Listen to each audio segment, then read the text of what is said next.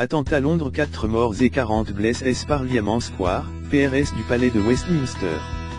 4 personnes sont mortes dans un attentat terroriste Londres ce mercredi 22 mars, quand un homme allant sa voiture contre la foule sur un pont menant au Parlement et poignard mort un policier avant d'être abattu par la police. 5 personnes ont été tuées, dont le policier qui projetait le Parlement et son assaillant Pierre Soum qui a été abattu par un policier, explique Mark Rowley, le commandant de l'unité anti-terrorisme dans une déclaration devant Scotland Yard. Je ne vais pas faire de commentaires sur l'identité de l'assaillant.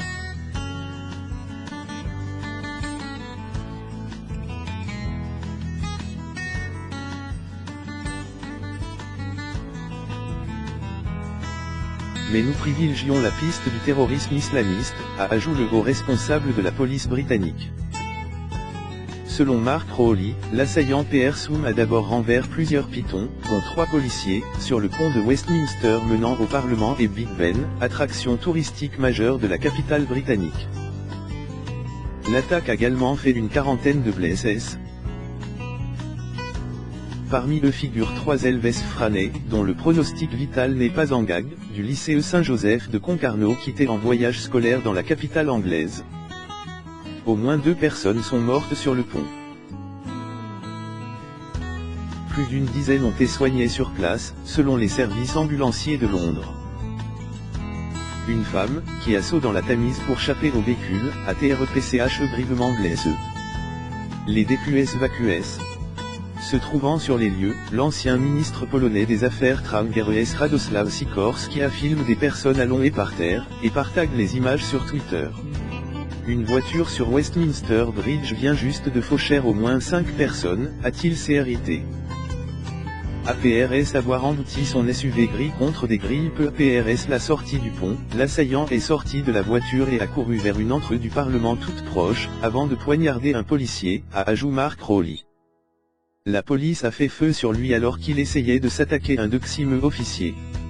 Il y a eu des coups de feu et de couteau au Parlement. Restez en escurie tout le monde. Des photos, prises par un journaliste politique, Rupert Myers, montrent le député conservateur Tobias Ellwood pratiquant en vain un massage cardiaque sur le policier mortellement blessé.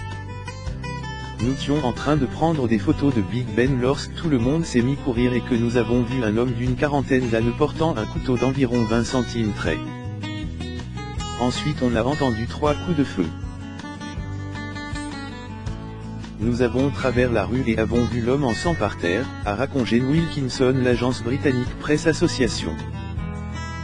J'ai clairement entendu des coups de feu. J'ai vu tomber quelqu'un habillé de noir. Je pense que c'était un policier, a déclaré l'AFP une employée du Parlement qui a vu la scène depuis son bureau. Selon les premiers éléments de l'enquête, l'homme a agi seul, a déclaré Scotland Yard. L'enquête a été confiée au commandement antiterroriste et des policiers supplémentaires seront déployés ce mercredi soir dans les rues de Londres, a ajouté la police, appelant la population la vigilance. Réunion de crise. Les députés ont aussi été confinés à l'esprit intérieur du Parlement avant d'être évacués un peu plus tard vers Westminster Abbey, toute proche, escortés par des policiers lourdement armés.